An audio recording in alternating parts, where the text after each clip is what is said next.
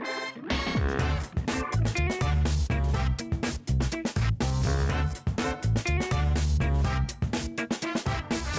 just to get started here, my name is Peter Finn. I'm going to be talking about Vue and Storybook. Raise your hand if you work for a SaaS company.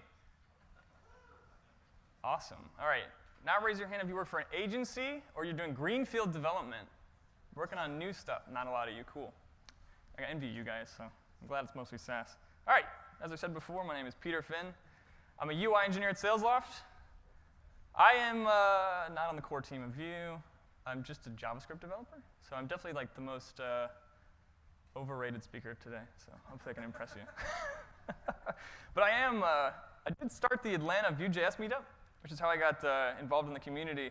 And it's incredibly fun to host a meetup. I would definitely recommend, if you have the opportunity, to start one in your city if the one doesn't already exist, or like offer to co-host, or even like get your company to help sponsor it. It's really fun. It's fun to meet other people who do Vue and to learn different things, and it makes you a better developer, and it also improves your social skills, so that's good, too. We always need that. So today's discussion, first we're going to talk about design systems. We actually already got a great overview before of design systems, so we can kind of skim over that. Number 2 is going to be what is Storybook, and I'm going to pretend like none of you know what it is, even though I'm sure a couple of you do. And we're going to do a little bit of a code demo in that section.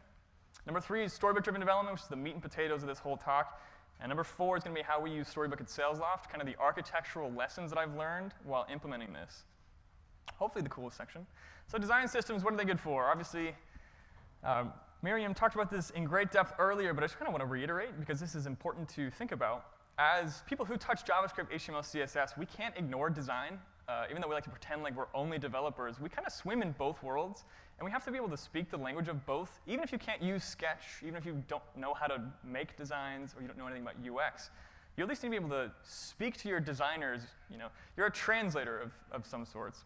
So you have to know what a design system is for this talk, so let's kind of go over it. What is a design system? For the purposes of this talk, it's a series of design components that can be reused in different combinations. Design systems are cool because they allow you to manage your design at scale and follow easy standards. Standards cut down on confusion. They create a common language between designers so that when they actually design things, they can maybe create a toolbox to pull things off the shelf. They don't have to reinvent the wheel every time. But also, they're cool because it gives you a productivity boost. That's probably the number one thing. And also, it helps designers and developers speak the same language. So it's, as translators, we need to be able to talk to them about their designs and critique them not in a stylistic way, but in a why aren't you reusing this? Why aren't you using our own styles? So we can safeguard them, as long as we have posted standards. So it's cool. Here's a great example of a pattern library from my friends over at MailChimp. This is a pretty good one. What's cool is you can see that it's obvious they standardize their text, things like that. It's really easy to tell what they do. This is my favorite design system, actually, is the Atlassian one. What's cool about Atlassian's branding is if you cover up this logo, you still know exactly who this is. It's Atlassian. They have super powerful branding. And every one of their products, it looks exactly the same. Like Confluence, Jira, anything that you use, you can tell exactly as soon as you open that page that it's an Atlassian product. So it's cool. And it's cool because standards are all that separates us from the animals. So we're basically just monkeys that have really high hygiene standards. It'd be something like, standards are great in your job, as in all parts of your life.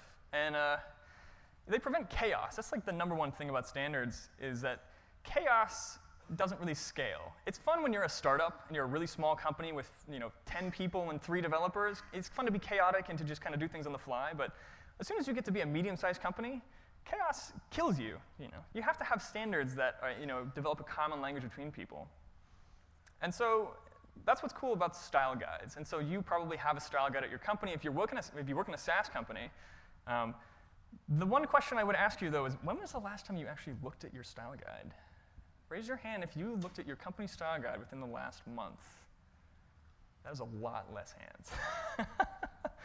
So what you really need to do is integrate your style guide in some useful way that's not just this thing that lives out there and we defined it once and we never touch it again. You need something that's like a living style guide. And so I use Vuetify as an example. It's just a library, but if you think about a living style guide, it's kind of like Vuetify if you skinned it for your own company branding. So it's like your own personal framework, your living components, your reusable components that you have at your company. It's a really cool thing to have. It's really hard to do right. And as we saw, there's multiple ways to do it correctly. We're going to talk about kind of the one way that I think is the best way to do it today. So what is Storybook? Storybook, as said on the website, this is the main page, the UI development you'll love to use, the development environment. It's not just a style guide generation tool, although it was originally a style guide generation tool for building React components. But even, it's more than that, and you'll see today it's more of a sandbox. But how do you actually use this, and what does it do?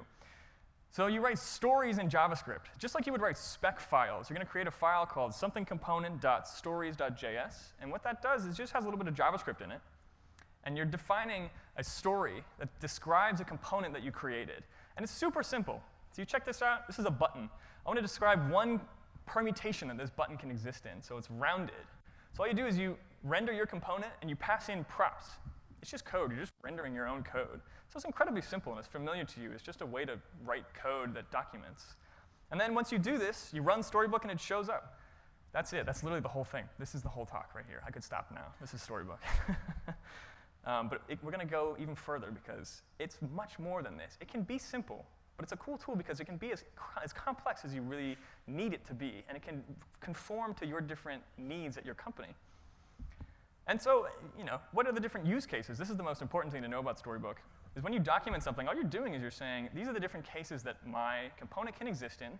And so if you didn't make it, which is most of you, only 1 or 2 people work on a component at a time, without going in and diving into the code, you can see exactly every single scenario that I've lined out that's important for this component. And so this is a really great example. This is the Atlassian beautiful DND, the date picker, or the drag and drop library, rather. And so it's cool. And you can use it in a lot of different ways. It's not just for your own SaaS company's design library. This is the Airbnb date picker, and this is one of the coolest uses of it, too. If you have an open source library and you need a way to document it to help people figure out if this is a good library, it's really hard to make static documentation. But if you run a Storybook thing, just like the Atlassian one, too, the drag and drop, I can go into your GitHub profile, I can click a link, I can look at Storybook, and I can kind of play around with this thing and see if it's the actual library I want to use without having to look at your code. If I fall in love with how it looks first, I might be more likely to actually use your open source library.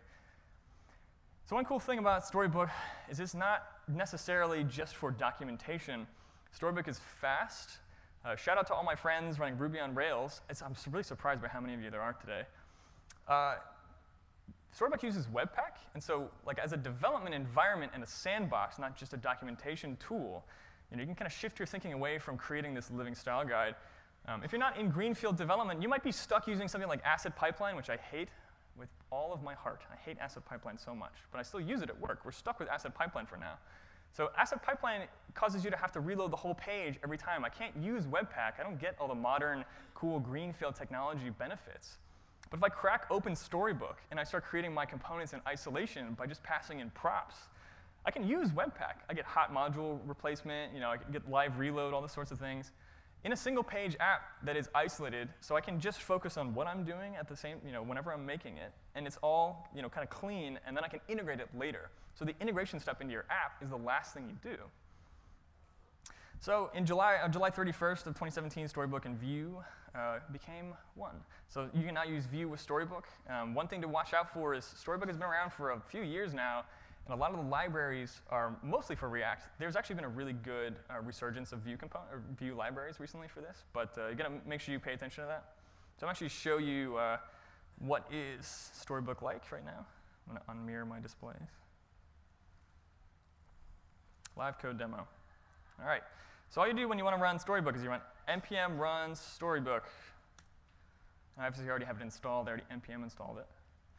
And all it's going to do is it's basically going to run a single-page app. That's all Storybook is a single-page app. And it's going to host all of your stories that you wrote previously, the documentation files. As you can see, it's running on localhost 9009. I'm going to reload this page. And so now I have a demo of all the code. And this is the Vue, the kitchen sink. This is on their documentation, so any of you can go look at this afterwards.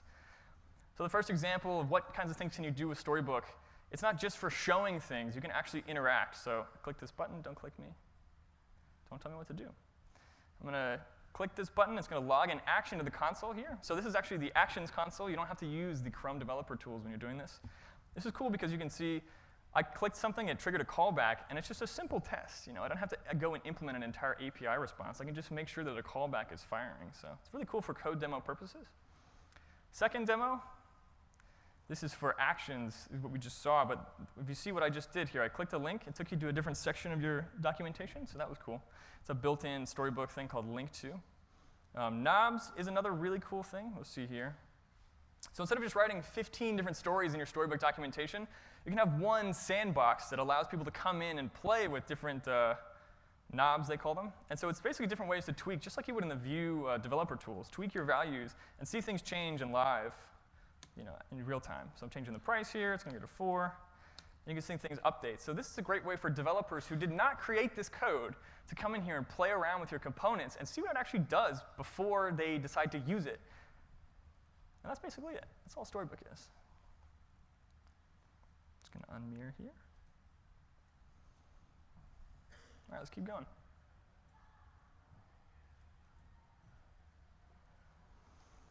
All right, so that was the really basic part and the condescending examples of Storybook. Now we get into the actual real development section. It would be amazing if we could all work on greenfield development. And I saw before that not many of you do, so this might be really relevant to you. How many of you working on a web project that's older than 1 year old? Holy crap. That's a lot. That's almost the whole room. So if you're stuck on something like I'm stuck on Ruby on Rails using Asset Pipeline, I'm on this, it's funny, it's not that old, but it's antiquated, this antiquated piece of technology, and I want to burn it to the ground. So I don't get to use modern build tools, and I'm really jealous. So I seek side work to fix this hole in my heart for missing Webpack. But I'm here to talk to you about Storybook-driven development. This is for you people who also want to burn your project to the ground. I'm telling you, don't do that. So what is Storybook-driven development? Think TDD with your eyes. So as I like to say, it's visual unit testing. There's a great Medium article about this on the internet. You can go look it up. Storybook-driven development is incredibly similar to TDD. So test-driven development, you write a unit test before you even start writing your component. You're going to write out, you're going to think about all the different ways that this component should exist. And then you're going to write your unit tests, and then they're all going to fail. And then you're going to go and actually implement that component. And then once your tests pass, you're done. You've created your whole component. This is incredibly similar. Why I prefer this to TDD is, first of all, TDD is awesome in theory, but I would be willing to wager that all of you just make your components and then you write the tests afterwards. I won't tell anybody. I do the same thing. So as human beings, we use our eyes. That's what the web is about, is web interfaces. Visual unit testing is much more interesting to do than TDD, because you're not just looking at a console. You're actually looking at the thing that you're building while it's happening in real time. So how does this work? Well, it's just like TDD. You're going to write stories, just the simple permutations, the different ways that this can exist. You're going to write each different case. You're going to make the story work, because originally nothing's going to happen. Nothing's going to render. It doesn't exist yet. And then magic, profit, and your thing is done. And now you have documentation, and something exists. You did it all at once. And so it gives you many of the benefits that TDD gives you, but it's much more interesting, and it's much more fun, because you actually get to click the button. You don't have to just look at the console the whole time. I love to click buttons. It's my whole reason for being a UI engineer. So what if you like TDD? TDD is awesome, and I think it's a good pattern. Why not both? There's a plugin for that. This is a pattern you'll see with Storybook. There's a plugin for everything. While you're writing your documentation, you should also write your specs. And then you just knocked out 2 birds with 1 stone. This is amazing. This is the part where your heads fall off. This is amazing. So most of you are doing this anyway. And as I said before, TDD is good in theory. But I'd be willing to bet, like me, most of you are writing your tests after you're doing the development. So if you started using Storybook-driven development, if you started writing documentation first and sandboxing in this clean environment, it would probably help your whole development cycle. It gives it give you better habits. By doing this, just like with TDD, you're going to improve the architecture and the way that you actually develop things. It's kind of a side effect, but it's cool. So there's a lot of synergy in this whole workflow. I hate that word so much, synergy. It's a dumb word. But describe this perfectly. Synergy, you'll be documenting, testing, and developing at the same time. It's going to take you 1/3 of the time to do all this monotonous stuff during development. So how do we use Storybook at SalesLoft? This is another interesting thing. Like I said before, we're on a Ruby on Rails API. We have an asset pipeline, all these different things. It's very slow, and it's very hard to develop. So we have a style guide that we used to use. This is the SalesLoft style guide. This was in our app. You can actually just access it. It was AngularJS code, Sass, And what you had to do is when you made something new, if you made a new component, you had to go in here and make a new HTML file and render your component and figure out all the different ways to do it, kind of similar to what you would do when you document something.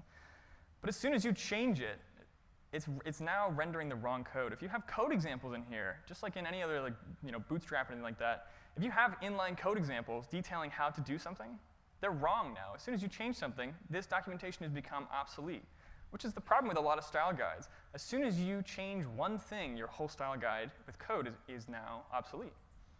And so we have shifted over to using Storybook. And so what's cool about Storybook is it's just rendering the code in real time.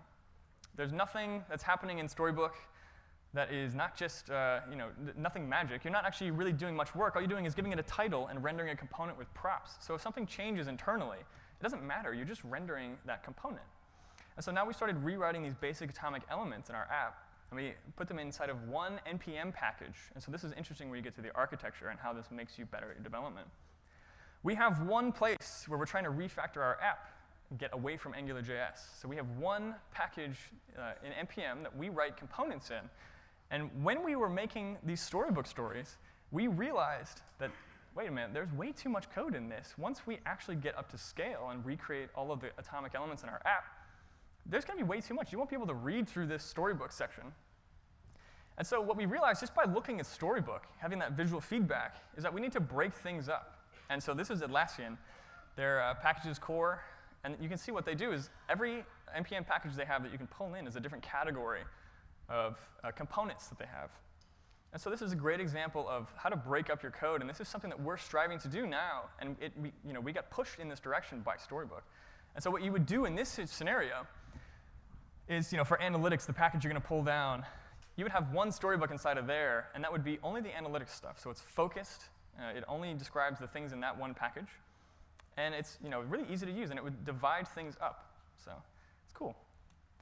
So what we've learned is basically enforcing design standards has never been easier at SalesLoft. There's no more chaos in our code. Obviously, we really enjoyed chaos, but it doesn't scale well. We found ourselves reinventing the designs every time we did something new. And so it was really hard. And now Storybook has really helped us to develop consistency.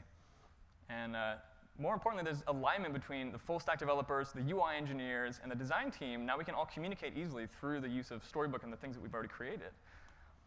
And so sharing code has never been easier, too. And this is the most important part for people like us. The design stuff is nice, but when it comes down to it, we're architects of our own code. And so one of the things that we had a big problem with is as the teams scaled, we kept reinventing the wheel. I would make a dropdown, and 16 other people would make a different dropdown. And then you end up with 17 dropdowns in your app, and they're all different.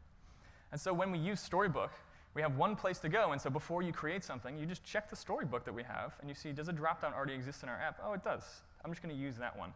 And it already shows you how to implement it in the code section. So I'm actually going to show you that now. We're going to see different ways to use Storybook now. And so let's check this out. This is going to be methods for rendering Vue. So this is a little bit more detailed of an example. If you check out the code here, too. Let's pull this over. Is this big enough for you guys? Yeah, cool. So first example of what we're doing is we're just rendering a basic template in Storybook. So incredibly simple example. This is just like we had before. You're rendering a button. This is boring. This is a stupid example. But what gets cool is now and this is why I like this Vue approach a lot better. What you're doing is essentially wrapping this in a Vue component. It's a little more stripped down, but you can see here I imported my button. I'm registering this component, and I'm rendering a template. So I'm going to put a little more information about what is this thing. I'm going to render it here. And so one of the things that you might see, too, is methods. How do I pass in callbacks into Storybook? Well, you can define them on this wrapper component as methods. And just like you would in any Vue component, you just pass it in the template. So handle click here, action. You can see the label here, and it's going to tie in. And so that's nice. What is annoying, though, is actually seeing ways to custom render. So this is one of the things you're going to run into. And this is one of the things that we have dealt with a lot is, how do I render data? How do I actually dynamically share props? It gets really obnoxious when you have to render things like this and just constantly pass in props in a string, basically. That's not a good way to do things. So you can render a data function, and it's going to return an object. So you could abstract this even more and maybe write a function up here that's going to return data, and then call it here and change different props that you pass in. So it's a good way to abstract that. And you can also do JSX, as much as we hate JSX in the Vue community. You can use JSX to render this. I would not recommend doing that. If you need your stories to be a little more functional than normal, because if you look here, you can see this demo. This doesn't really do much. I'm just clicking this button, and it just logs something to the console. It doesn't really affect anything outside of it because it can't change props. This is an SPA, but it doesn't hold state anywhere. So what's cool is you can define a small store that can just be for one story or a whole section of stories.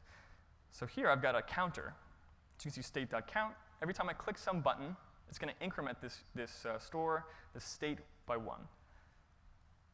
So Vuex plus actions. And so the button renders the state itself. Let me go out 1. And so you can see now I'm actually affecting the outside scope. I'm affecting the thing itself, and you can see a more realistic picture of what's going to happen when you use these components. So it's a good use case for Storybook because it's kind of unrealistic when you see something and it doesn't actually affect anything around it. So this is a much more realistic example of how it's going to act when you use it in your code. And so you can do whatever you want. This is just a kitchen sink example. I have a store, methods, data, all sorts of things in here. Not super important. What is cool now, and this is the best part of Storybook, is the ecosystem. If you didn't gather anything from this talk, this is the one thing you should pay attention to now. The ecosystem for Storybook is amazing. Some of it's maintained by the people who write Storybook, but a lot of it is maintained by the open source community, and it's very easy to write plugins. Here are some of the best plugins that you should check out if you decide to use Storybook. So Storybook info. As you can tell, Storybook is just rendering components. What if you want a little bit more than that? What if you want some documentation? You can do both. You can define the way the syntax works in here. But since it's so much closer to your actual code, you're much more likely to update this. This is going to sit right alongside your specs and your actual component in your code. So it's living there with you at all times. So great plugin. It's great if you want more information. Storybook knobs, as we saw before, gives you a sandbox where you can actually play and toggle things and change props dynamically and see them update in real time. So Storybook Jest. We saw this before as well. If you want to see your Jest results and a one-stop shop for the health of your components, this is a great thing to install. And it makes sure that as you're writing documentation, you're also thinking about your specs and how are they going to work. And so speaking of specs, and as we saw the other day, there's a lot more than just unit testing to your actual testing suite. There's also snapshot testing. So one cool thing about Storybook is that there's a plugin for that. This one blows my mind. You can generate snapshot tests based on the stories you wrote. So if you're really following that Storybook-driven development model and you're writing these permutations in a very clear way, you can also generate snapshot stories that are going to save that state. So you're doing 2 birds with 1 stone, literally. You're testing with the snapshots at the middle layer of testing, and you're also documenting at the same time. So it's amazing. You can see a full list of add-ons in the documentation, which is great, as I'll definitely recommend to check it out. There are tons of them, and if you surf through, and you will definitely find what you need for your company and your use case. It's very flexible. So in short, Storybook is a development sandbox, a documentation tool. It uses modern build tools, Webpack. It helps create a great living style guide, has a great ecosystem, and it could help you become a better developer if you use it in this very interesting way.